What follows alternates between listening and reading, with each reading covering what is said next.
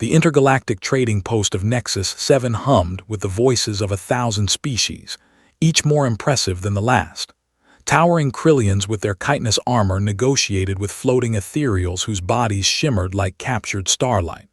In the corner, a pack of Vorkan warriors, each standing 8 feet tall with muscles that could crush steel, laughed among themselves, their deep voices rumbling through the station's corridors.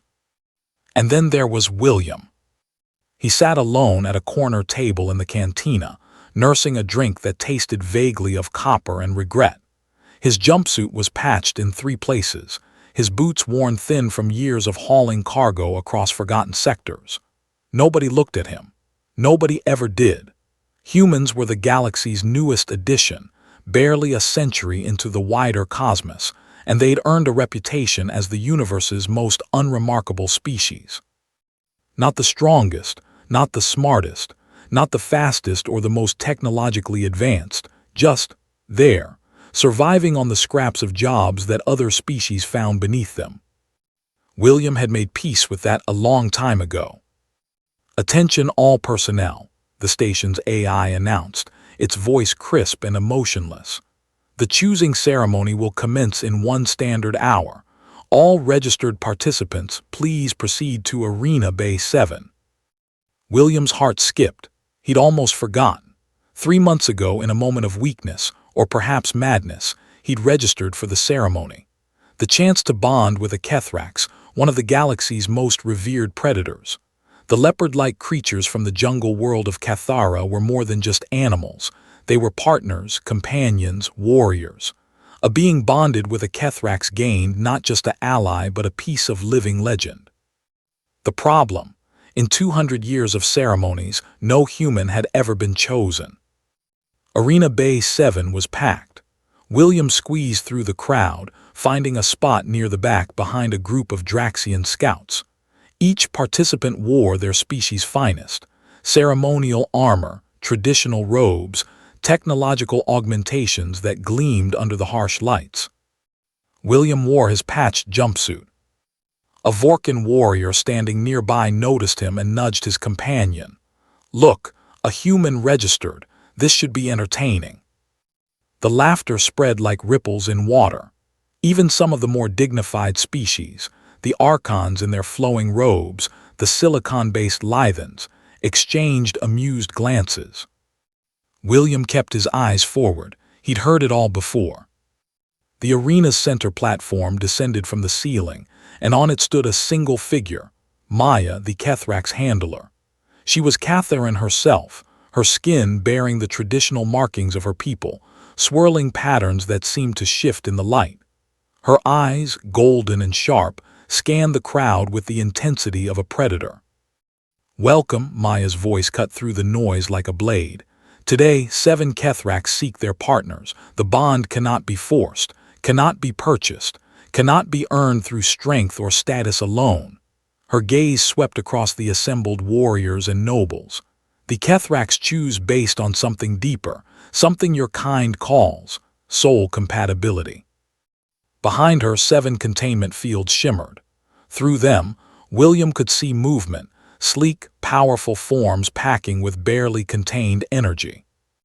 "When I release them," Maya continued, "they will walk among you. Do not approach them. Do not call to them. Those who do will be disqualified. Let the Kethrax choose." The fields dropped. 7 creatures emerged, each one a masterpiece of evolution. They resembled Earth's leopards but stood larger, their shoulders reaching a human's waist. Their coats shimmered with colors that shouldn't exist, deep purples that faded to silver, blues that held captured lightning, blacks that seemed to absorb light itself. Their eyes glowed with intelligence far beyond any terrestrial animal. The first Kethrax, a magnificent creature with a coat like molten gold, approached a Vorkan commander. The warrior straightened with pride as the creature circled him once, twice, then moved on. The commander's face fell. One by one, the Kethrax moved through the crowd. A silver-blue one chose an ethereal, their bond forming in a flash of light that made the crowd gasp. A crimson one selected an Archon warrior. The choosing continued, Each bond met with cheers and applause. William watched from his corner, not expecting anything. This was fine. He'd come to witness something beautiful, that was all. 6 Kethraks had chosen. 1 remained. She was smaller than the others, her coat a deep midnight black with patterns that seemed to shift like smoke. While the others had moved with confidence, she moved with careful deliberation, her glowing amber eyes studying each being intensely. She passed the remaining Vorkan warriors without a glance, ignored a Krillian noble who'd paid a fortune for genetic modifications meant to make him more appealing to Kethraks. She walked past Draxians, Lythans, beings whose species had bonded with Kethraks for generations. The crowd grew quieter. The black Kethrak stopped, her head turned, nose twitching. Then, with purpose, she began moving toward the back of the arena. Toward William. "No way," someone whispered. "It's going to the human. Must be confused." William's breath caught in his throat as the creature approached. She was even more beautiful up close, her coat rippling with each movement, her eyes holding depths he couldn't fathom. She stopped directly in front of him, barely 3 feet away. Their eyes met. In that moment, William felt something shift in his chest. It wasn't dramatic, no explosion of light, no mystical visions. It was quieter than that. It felt like recognition, like finding a piece of yourself you didn't know was missing. The Kethraks moved forward, closing the distance. She pressed her massive head against William's chest, and he instinctively raised his hand to rest it on her neck. Her fur was impossibly soft, warm, and he could feel the rumble of her purr vibrating through his entire body. The arena fell absolutely silent. Maya stepped forward, her expression unreadable. She studied William and the Kethraks for a long moment, then slowly, deliberately, she smiled. "The bond is made," she announced, her voice carrying across the stunned crowd. "Luna has chosen." Luna, the name appeared in William's mind as if it had always been there. He didn't question it. "This is ridiculous." A Vorkan warrior stepped forward, his face twisted with indignation. "A human. They're the weakest species in the galaxy. No Kethraks should." Luna's head snapped toward the Vorkan, and the growl that emerged from her throat made every being in the arena step back. It wasn't just a sound. It was a promise of violence, a reminder that despite her beauty, she was still an apex predator. The Vorkan fell silent. Maya walked closer to William, her golden eyes studying him with new interest. "What is your name, human?" "William," he managed, his hand still resting on Luna's neck. "William," Maya repeated, testing the word. "Do you know why Luna chose you?" He shook his head. "The Kethraks do not care about strength of body," Maya explained, loud enough for all to hear. "They seek strength of spirit. They seek those who have endured, who have survived when survival seemed impossible, who have remained kind when cruelty was easier." She gestured to the assembled warriors and nobles. Many here wore their achievements like armor, thinking it would impress, but Luna saw through that. Maya's gaze held William's. She saw someone who came here expecting nothing, wanting only to witness beauty, someone who has been overlooked, dismissed, laughed at, yet remains unbowed, someone who knows what it means to be underestimated. Luna pressed harder against William, and he wrapped both arms around her, feeling the rightness of it settle into his bones.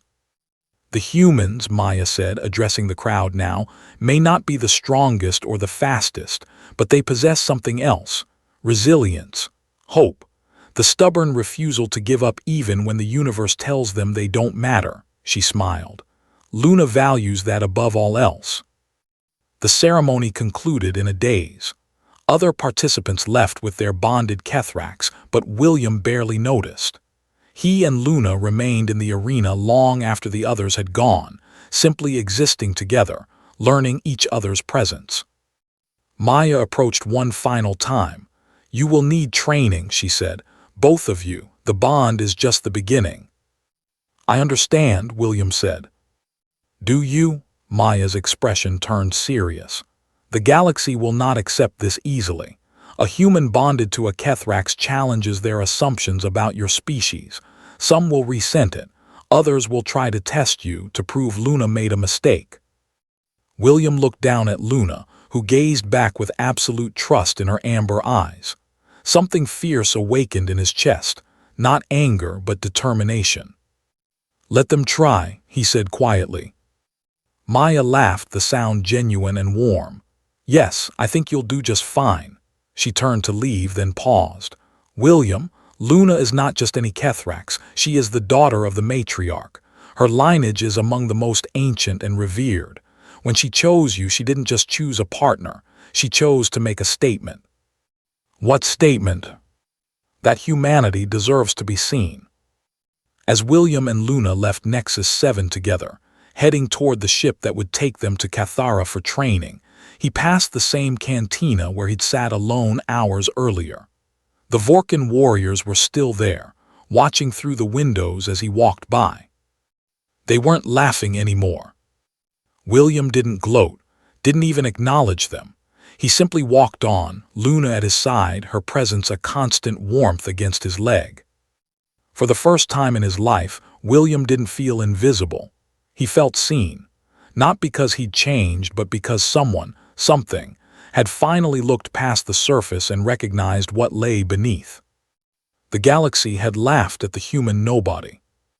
But the Leopard had chosen him. And that changed everything.